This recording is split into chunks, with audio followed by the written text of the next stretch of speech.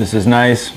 If you guys have been watching these videos for a long time, you may remember the old videos where we used to do ratings at the end of the reviews.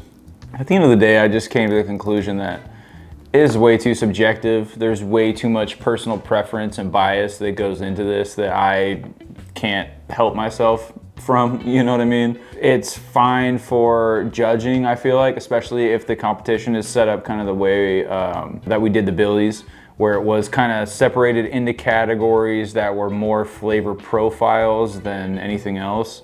And the judges were people who specialize or are known to have an affinity for those specific types of flavor profiles. So it's an implied bias, right? So it's like, I think that is something I could judge. I could judge a gas competition and pick my favorite gas, the funkiest shit out of a lineup, you know?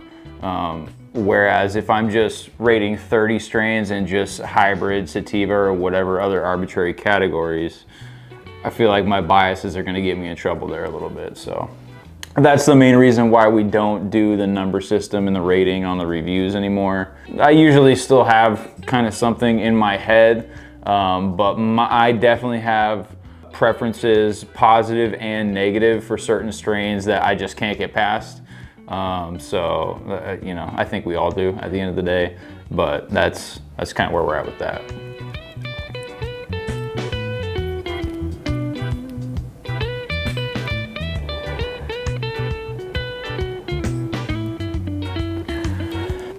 Burning really clean, a little smoother even than I was expecting through the joint.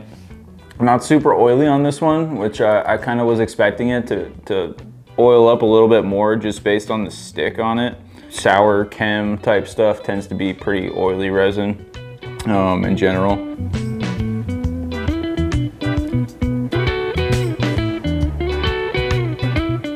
Yeah, there's like some kind of like sweeter citrusy thing there that just pops in the front for a second and then the gas takes over, but there is a little something else in there too.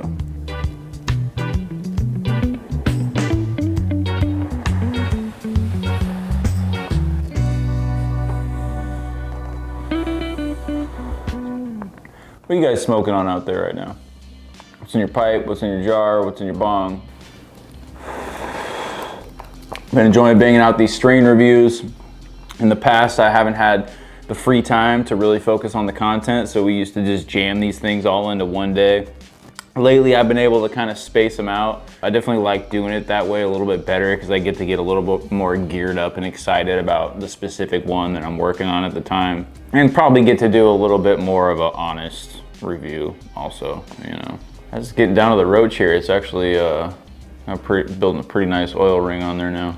Definitely feeling a pretty nice heavy buzz set in with this one, I'm not gonna lie to you guys.